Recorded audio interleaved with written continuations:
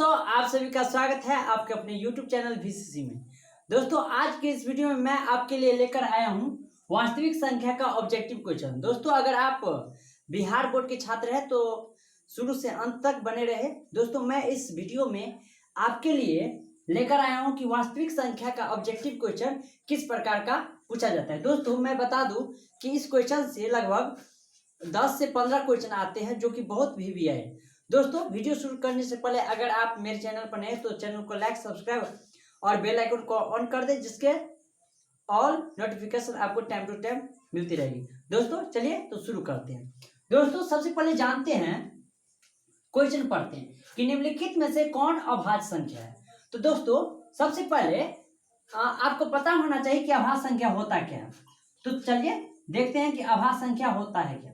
देखिए अगर आपको पता होगा तो ठीक है, अगर नहीं पता है तो थोड़ा ध्यान देंगे। देखिए अभाज्य संख्या हम उसे कहेंगे जिसका केवल दो गुणनखंड होगा। क्या गुणनखंड? दो गुणनखंड होगा। दो को गुणनखंड में कौन कौन होना चाहिए? एक ठो तो एक हो गया, एक ठो स्वयं हो गया। तो अब देखते हैं ऑब्जेक्टिव, देखते हैं इसका। यहाँ पर अगर देखें हम, यहाँ पर क्या है 91 है ना, तो 91 का अगर देखें तो 91, देखिए एक चीज याद रखिएगा अभाज्य में, अगर एक को छोड़कर दूसरा किसी भी संख्या से अगर वो कट जाएगा ना तो आप इसको भाज्य संख्या मान लीजिएगा। जैसे 91 किस संख्या से कटेगा? 1391 हो जाता है। इसका मतलब ये ऑप्शन नहीं होगा। अब देखिए आगे देखते हैं कि ये वाला ऑप्शन होगा कि नहीं। देखिए देखने से नहीं लगता है। देखिए 2 से कटने का रूल है कि अगर इकाई स्थान पर 0 2 4 6 8 रहे तो वो संख्या क्या होगा? 2 से कटेगा। लेकिन 3 से कटने का रूल है कि आप उस संख्या का जोड़ दीजिए, जोड़ कर देखिए कि 3 से कटेगा कि नहीं कटेगा। यहाँ पर देखिए 2 और 1 3 और 3 3 6, तो 6 जो होगा तो यहाँ पर 6 तो 3 से कटेगा, 3 से कट जाता है ना। इसका मतलब ये भी क्या हो गया? ये भी आपका अभाज्य संख्या में नहीं आया। ये भी क्या हो गया? भाज्य होगा, तो ये भी ऑप्शन नहीं होगा। अगर 41 को देखें तो 4 और 1 5, तो ये संख्या ख्याल नहीं होता है। आगे देखते हैं 5 और 1 6, तो ये भी क्या हो गया? 3 से कट गया, तो ये भी ऑप्शन नहीं होगा। तो ऑप्शन नंबर सी आपका आंसर हो गया। देखिए इस क्वेश्चन को गौर से पढ़िए। निम्नलिखित में से कौन सा अभाज्य संख्या था? अभाज्य संख्या मतलब क्या था कि जिसका केवल 2 ही गुणनखंड हो उसको क्या कहेंगे? अभाज्य संख्या। तो 91 13 से कट जाता था, ये भी 13 से कट गया, तो इसलिए ये ऑप्शन नहीं होगा। और 213 का बात करें तो जोड़िए 2 और 1 3 3 3 6, तो 6 तो कट जाता है 3 से, इसका मतलब ये भी 3 से कट जाएगा, तो ये भी अभाज्य संख्या नहीं होगा, भाज्य संख्या हो गया। और ये अभाज्य संख्या, तो इसमें ऑप्शन नंबर सी क्या हो गया? आपका आंसर हो गया। चलिए नेक्स्ट देखते हैं। आगे क्वेश्चन कहता है कि दो लगातार संख्याओं का मौसा क्या होगा? मौसा जिसको क्या कहते हैं? महत्तम कहते हैं। तो 2 लगातार संख्या, इसका मौसा क्या होगा? अगर मान लेते हैं कि 2 और 3, तो 2 और 3 का अगर मौसा निकालते हैं तो आपको पता होगा कि इसका खंड करेंगे तो कितना होगा? 1 गुने 2 लिख सकते हैं। इसको अगर करें तो 1 गुने 3 लिखेंगे। तो इसमें जो कॉमन आता है ना, कॉमन मतलब जो दोनों में आवे उसको मौसा में लेते हैं। इसमें भी 1 मिलता है और इसमें भी 1 मिलता है, तो यहाँ पर मौसा कितना आ जाएगा? मौसा 1 हो जाएगा। मौसा क्या होगा? 1 होगा। तो इसमें ऑप्शन नंबर कहाँ है? डी नंबर हो गया ऑप्शन। तो 2 लगातार संख्याओं का मौसा क्या होगा? 1 हो गया। इसी प्रकार से अगर देखें तो निम्नलिखित में से कौन सा परमेय संख्या है? परमेय कौन सी संख्या होता है? देखो तो परमेय के लिए सबसे पहले आपको पता होना चाहिए कि परमेय और अपरमेय होता है क्या। अगर अपरमेय और ये क्या है? परमेय, तो परमेय में होता है क्या कि अगर वो रूट से निकल जाए। रूट से निकलने का मतलब क्या हो गया? जैसे अगर आपको पता होगा कि 16 किसका है? 4 का स्क्वायर है, तो ये वर्गमूल मतलब निकल जाएगा रूट से, तो रूट 16 क्या हो गया? यहाँ पर परमेय हो गया। लेकिन अगर बात करें अपरमेय का, तो अपरमेय संख्या कौन होगा? जो रूट से ना निकले। तो यहाँ पर अगर आप गौर से देखें तो इसको अगर करें तो 1 का वर्गमूल क्या होगा? 1 144 का वर्गमूल क्या होगा? 12, ये तो निकल जाता है। तो ऑप्शन नंबर तो ये सही हो जाएगा। लेकिन इसको भी चेक कर लेते हैं। इसको अगर चेक करें तो 50 सेकंड 50 50 दाएं 100, तो 1 का वर्गमूल तो निकल जाएगा, लेकिन 10 निकलेगा? रूट से नहीं निकलेगा। तो इसका मतलब ये बच ही गया, तो इसका मतलब ये नहीं होगा। पर में अगर हम रूट 32 को देखें तो रूट 32 का अगर आप खंड करते हैं तो 16 गुना 32 होता है, तो 16 तो निकल जाएगा, इसका तो 4 हो जाएगा, लेकिन रूट 2 बच ही गया, तो ये भी नहीं होगा। और 5 रूट 5 इसमें भी तो ये आ गया, अपर में आता है, तो इसी कारण से ये भी ऑप्शन नहीं होता। ऑप्शन नंबर कौन हो गया सही? तो 100 रूट 144 रूट 144 आपका आंसर हो गया। ठीक है दोस्तों, अब आगे देखते हैं।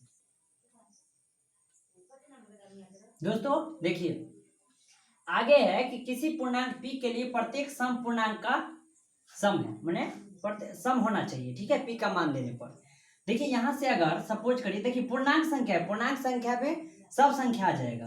तो अगर हम मान ले कि p बराबर 1, तो 1 पुट करके देखते हैं कि आखिर में कौन सम आता है। अगर ए ऑप्शन का अगर चेक करें तो 2p + 1 अर्थात 2 गुने 1 + 1, तो 2 का 2 और 1 3, तो ये तो नहीं होगा।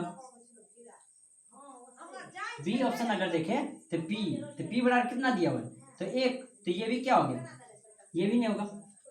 सी अगर देखें तो p + 1 मतलब 1 और 1 कितना हो गया 2, तो ये वाला ऑप्शन क्या होता है, सही हो सकता है। ठीक है, तो ऑप्शन नंबर सी होगा आंसर।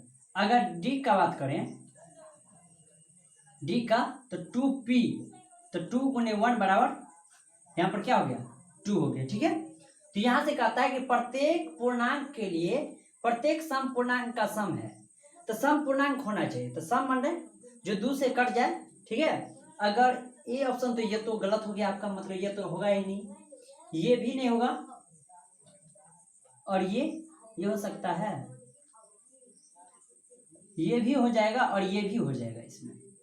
ठीक है, क्योंकि अगर 1 डालते हैं तो 1 और 1 कितना हो जाएगा 2 हो जाएगा, और ये 2po हो जाएगा, क्योंकि 2 का 2, ये भी 2 गुने 1 तो 2 हो जाएगा, और अगर 1 डालते हैं तो 1 और 1 तो 2, तो ये भी ऑप्शन और सी और डी यहाँ पर दोनों ऑप्शन सही हो जाएगा। चलिए आगे देखते हैं।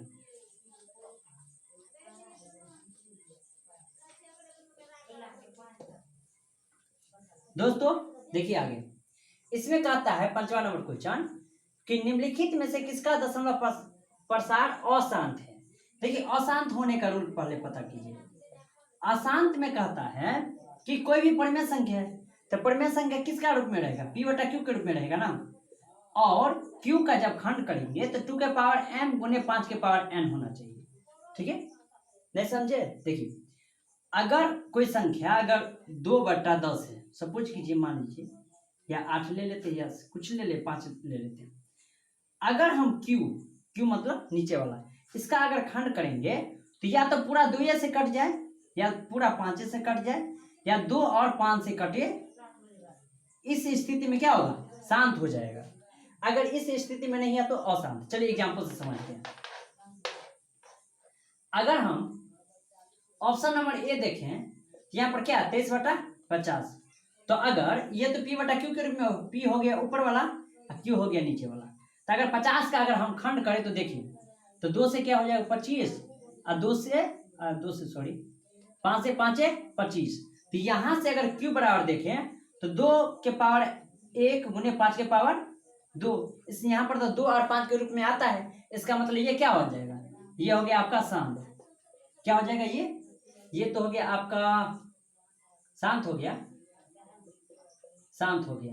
लेकिन पूछ रहा है क्या, अशांत वाला हमको ढूंढना है, तो इसमें तो ये तो होगा ही नहीं, बी का चेक करते हैं। तो यहाँ पर 39/343। दोस्तों याद रखिएगा कि नीचे वाला को हमको चेक करना है, ऊपर वाला को नहीं। अगर ट्रिपल थियारी इसको अगर हम करें तो क्या हो जाएगा, यहाँ पर इसको हम 343 इसको अगर करें तो कैसे लगेगा, 7 से लग जाए, 7 चौक 28, 7 नमा 63, 7 से 7 7 49, तो यहाँ पर 7 के क्यों हो जाएगा। दोस्तों शुरू में हम बताए थे कि पूरा या तो 2 से कटना चाहिए, या तो 5 से, या 2 और 5 से, लेकिन यहाँ पर क्या आ रहा है 7 आ रहा है। इसका मतलब ये हो जाएगा अशांत। क्या हो जाएगा, तो ये अशांत हो जाएगा। तो ऑप्शन नंबर बी मेरा क्या हो गया सही, लेकिन हम सी और डी को चेक कर लेते हैं। खैर अगर मिल जाएगा तो आपको चेक करने की कोई जरूरत नहीं, लेकिन आपको सिखाने के लिए मैं चेक कर देता हूँ। अगर सी 25/1600, तो 1600 को खंड कर लीजिए फटाफट।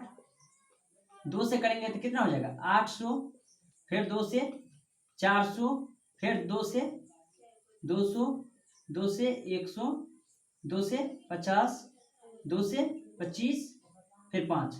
देखिए दोस्तों मिल नहीं गया। तो यहाँ पर फिर देखिए कि पूरा 2 और 5, तो सूर्य में क्या कहें, या तो पूरा 2 से कट जाए, या 2 से 5 से कट जाए, या 2 और 5 से कटे। तो इस स्थिति में क्या होगा शांत। तो ये भी क्या हो गया शांत। इसी प्रकार से ये भी चेक कीजिएगा ना।